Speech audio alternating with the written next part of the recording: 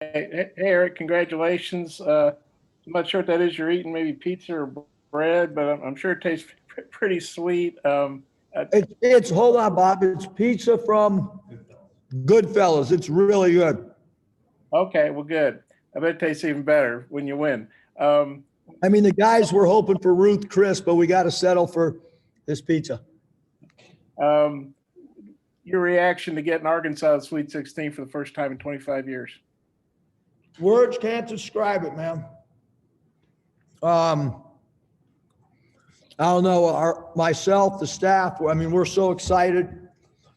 It's hard to make the tournament. It's hard to win a game. It's hard to win two games. Um, we're going to enjoy it tonight, and then get right back at it. Tomorrow morning. I'll probably get back at it tonight. I'll leave everybody else alone. But as soon as this game finishes, I'll start, getting on to either Florida or Oral Roberts. And what a great game, though. It had to be a great game to watch. It was a great game to participate in. Who would have thought we'd start three freshmen, in a game that you win and put you in the Sweet 16, and just we got great chemistry. I mean, that's why we're winning. We have great players and we have great chemistry and good guys. And you guys had a lot of good stops all night because you held them to 36. But could you describe that last stop Justin had on Edwards, and then I'll turn it back to Mike. And if you can come back around if time allows, great. Thanks. Yeah, I mean, I haven't seen it on tape, but our big thing was we did not want to give up a three under any circumstances. I was able to kind of get the guys over, between the foul shots. And we just wanted them to shoot over an extended hand, try to keep the ball in front of us. And again, run them off the 3-point line. I didn't want to, I felt like we could go toe to toe in overtime, but did not want a last second three to finish us off. So, look, that team's tough. They're hard nosed. Every game in this tournament, turn on the TV, it's a grind, but we were tough tonight, man. 28 points in the paint. Jalen Williams leads the game in rebounding with 10. He leads both teams in rebounding. Jalen has 4 assists. This team that turns people over. We only had 9 turnovers, and I think 3 of them were not live ball turnovers, which we call catastrophic turnovers. They were charges or moving screens. So in reality, only 3 turnovers. Just a great win for our program. Brian Bennett.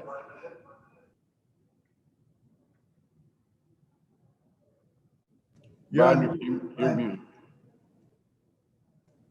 Brian, you're on mute. Sorry about that. Congrats, Muss. What you talked about, a great win for the program. Everybody's talked about the 25 years, but you seem like a release for you jumping on the scores table and everything. What do you think it means for everybody involved with the program, the fan base, to finally kind of break this streak? Yeah, I mean, my streak's 2 years, but I mean, look, it's a historic program with incredible fans. I mean, getting this far is just, I can't describe it. I just feel, as a coach, personally, I feel so fortunate to coach student athletes like this. Our chemistry is so good. They genuinely love each other. They love playing with each other. Obviously, Brian, we have a lot of players from the state, so I think it means a lot to them, and it means a lot to their parents and to their friends that live in the state. Arkansas is a proud state. Proud, there's a lot of schools that are one sport schools, and at Arkansas it's all our sports. I mean, baseball. Throughout the state, everybody loves it. Football, women's basketball, men's basketball. I've never been in a place where, all the sports, the whole state loves all the teams. But this is really special. Obviously, we know it's been, 20 whatever years. I just hope our students are having fun back in Fayetteville on campus tonight. In fact, have a quick follow-up. Just can you talk about the defense you guys played on McClung, particularly Devontae a lot? He didn't even get a touch in the last minute. Yeah, I mean, our whole thing was we did a bad job putting him on the foul line 7 times, but, we different guys at him, and it was just to try to make things as difficult for him as possible, not give him any clean looks. He scored 9 points and only had 5 shot attempts. I mean, he's a high volume field goal attempt player. And we did a great job of limiting his looks and kind of swarming. We kind of soft trapped him with Jalen Williams at times where Jalen didn't really go towards McClung. He just kind of walled him up. And so we called that a soft trap. I thought that was really, really effective for McClung to kind of see 2 bodies instead of just one. Thanks and congrats. Thanks, Brian. John Title, please. Hey, Coach, looking ahead, you're in kind of a unique situation where you've beaten each of the 2 teams you could face in the Sweet 16. In December, you held the nation's leading scorer, Max Asmus, to 11 points. In February, you had a win over Florida, who was playing without Keontae Johnson, who had a double-double against you last year. My question, how were you able to hold Asmus to 11 points? And how impressed are you that Florida's made it so far despite not having Keontae? Yeah, I mean, Keontae's one of the, not only did I get to see him last year, but played against him at Nevada. My last game that I coached for Nevada was against Florida in the NCAA tournament. He's an incredible player. Coach White's done a great job with his team, overcoming, losing arguably one of the best players in the league for the season. He just does it. Mike White does a great job with his team. And I think it's the same thing with Oral Roberts. They're really well coached. They have 2-star players. I'm not really, it doesn't really affect anything that we beat those teams. That goes out the window in an NCAA tournament, Sweet 16. Look, we celebrated. I want these guys, I want the staff to understand this is going to be a special moment in all of our lives, but we have to put all that behind us starting tomorrow morning when we regroup and meet. We're not done. We don't want to go home. We want to, we want more. I said it a few days ago. We want one more. That's our theme. We want one more day together. We want one more game together. And then after that, we want another day together. Because I told the team, I said, hey, here's the deal, guys. If we don't win tonight, we're basically going to be home for dinner tonight in Fayetteville.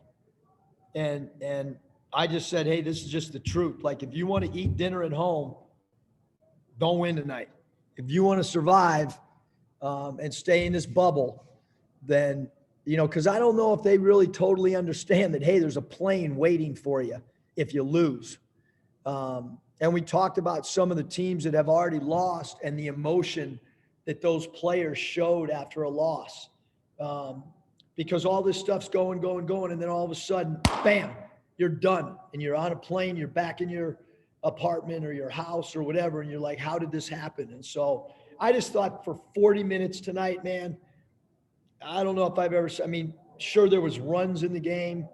I just don't know if I've seen a team play with such great toughness as we had tonight. Nate Allen. Just kind of went into the decision to go with Jalen because he'd missed a lot of time with COVID, and you just played him a little bit against Colgate. Matchups, Nate. I spent a lot of time. I knew, again, because I always confide with my son. And I told my wife yesterday when I made the decision, I said, hey, we're going to get second guessed if we don't win this game, because he really hasn't started all year, and he missed a lot of time. But I said, I think this is the best decision for us, and I can't let anything else influence a decision that we make other than how do we win this game tonight. And I thought that was the best thing for us. I thought that was, and so really what happened was we went to practice yesterday and I said, first group up. And as they started to walk out there, I said, Jalen, you're stepping in at center for this game. I told the staff even before the game, I probably should have had a meeting with a couple guys and even alerted Jalen, but I didn't. But I think it was the right decision for us from a rebounding standpoint against, Texas Tech. Thank you. Jason Carroll. I got two, Coach. The first one, all the late games that you've been in, how much do you think that played in you guys being able to make plays down the stretch?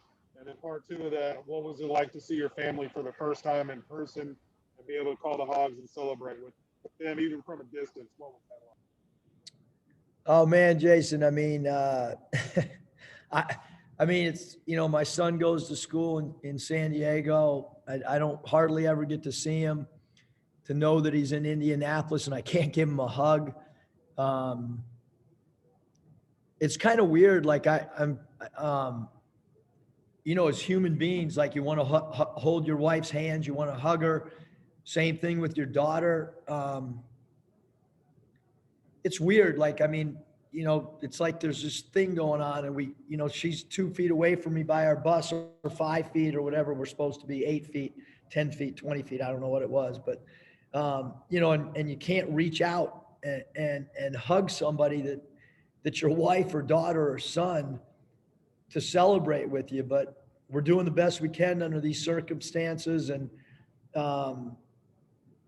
to have family here is awesome, and they'll all go back home and then they'll be back, for our next game, which will be great. And I kind of couldn't hear the first question, Jason. Just all the stuff you've been through late in games, needing to pull out different ways and trying to win different ways late. How much did that play in, do you think, with you being able to make plays down the stretch and get the stops you needed? Yeah, I'm surprised we could do that. I was alerted before the game about somebody on CBS who said something about the coaching matchup. So I was a little shocked that we could actually win a close game based on his comments. Whoever that guy is, I've never heard of him in my entire life. So his credibility is absolutely zero. But anyway, I think coaching in a lot of games, I hope that experience helps. The NBA game, Jason, when you get to coach 82 games, there's a lot of close games instead of a college season of 30. I didn't panic. I don't think the staff panicked. Certainly the players. One of the timeouts, actually two of them, the guys were smiling. I've never experienced that, except an NBA game where, Bill was literally smiling and so was Jalen Tate. And I know the game could have gone either way at the end, but we had great confidence and we withstood some runs and we had some runs of our own. Jordan Black. Hey, Coach. Is it over? Congrats. After Jordan, Hi. Jordan, is it true? Did Oral Roberts win? Yes, I'm watching it Okay. right now. 81-78. All right. Thank you for being the breaker of the news. I can't claim that because they're all talking about it in the chat. Hey, after the game when you were being interviewed I'm by not on the chat. You broke it to me. Okay, I'll take it. After the game, in your post interview, Dana Jacobson said she got a text from Nolan Richardson and he said super win and you should be named super coach. Curious what your relationship with him has been like through all of this, what y'all have talked about, and just maybe how special it is to you to be the first one to get to this point since he did it.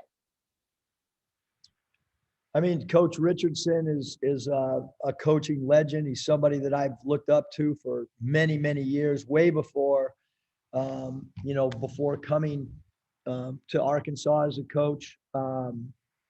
His style of play was unique.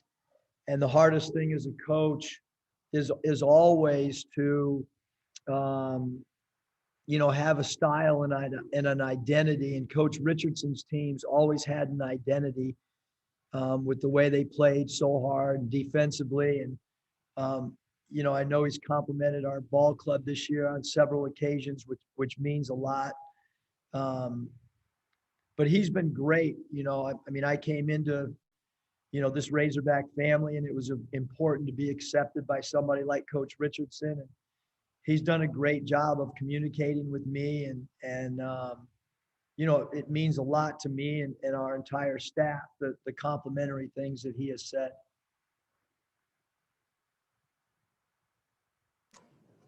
Hutch.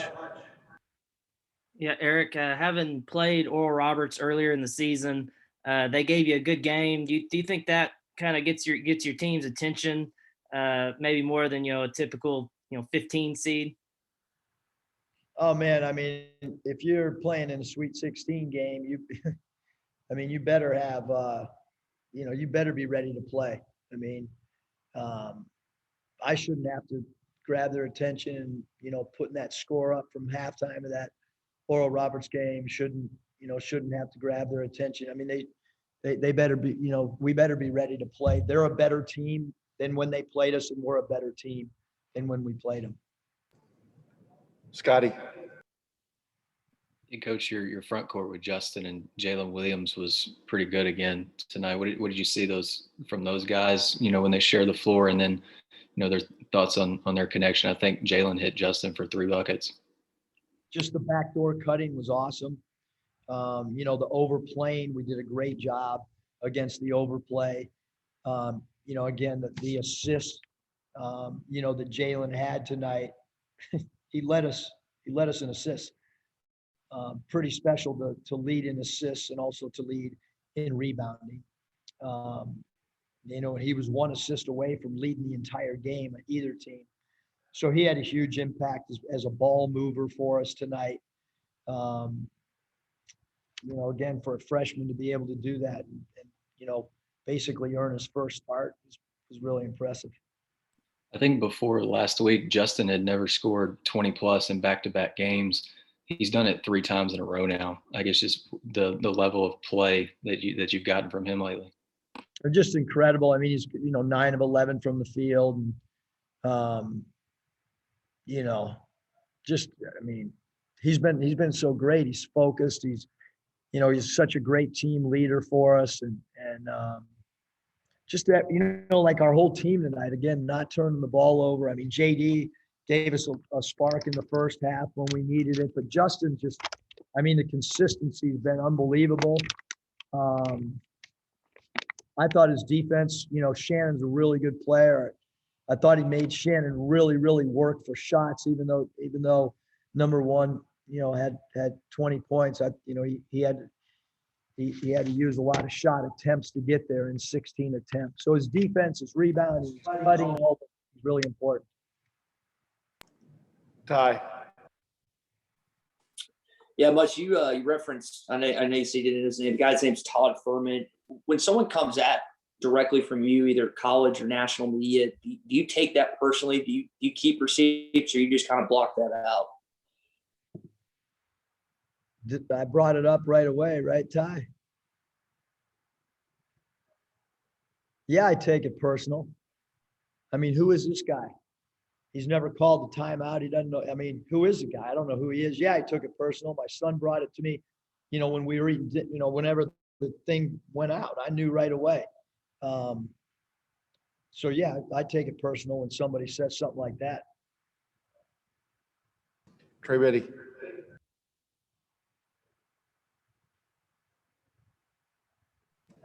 I'm good, Coach, but congratulations. The other guy did say it was a great coaching matchup, by the way, on the CBS video, but I thought it was weird too. Congrats, Coach. Thanks, Trey. Troy, final question, please. Yeah, Coach, all over Twitter, you just see so much support coming from, former Arkansas players and former Arkansas players that you coach. What's it like to really kind of bring Arkansas fans together after this past year where it was just a real rough year for everybody?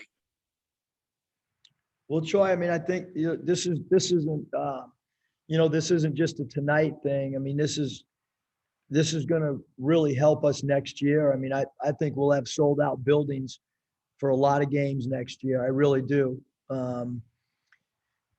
But I think anytime that we can, get an entire state excited and former players and alumni and boosters and the student body. I mean, just, one of the guys on the golf team sent me like 12 texts. I have over 400 text messages.